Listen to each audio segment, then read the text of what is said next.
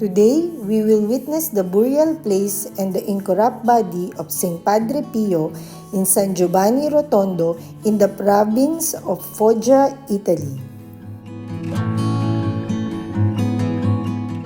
Saint Padre Pio was born in Pietrelcina, Italy on May 25, 1887. In September 1916, he began his assignment at the Capuchin Monastery and the Church of Our Lady of Grace in San Giovanni Rotondo.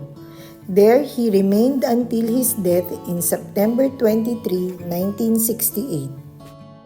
He received his stigmata on September 20, 1918 and had it until his death.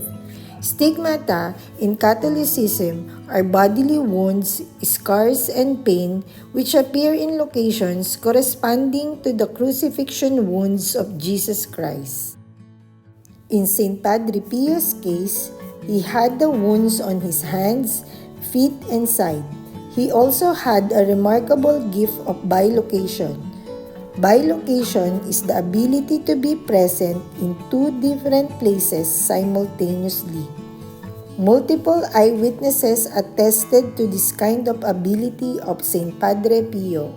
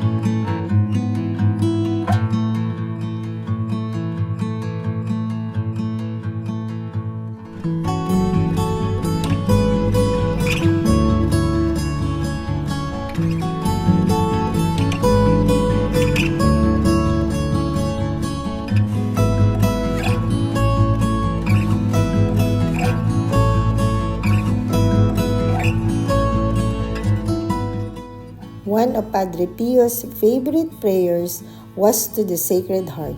Let us pray. In the name of the Father, and of the Son, and of the Holy Spirit. Amen. O Sacred Heart of Jesus, for whom it is impossible not to have compassion on the afflicted, have pity on us miserable sinners, and grant us the grace which we ask of you.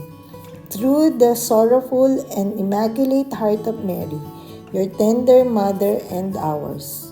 Saint Padre Pio, pray for us. Amen.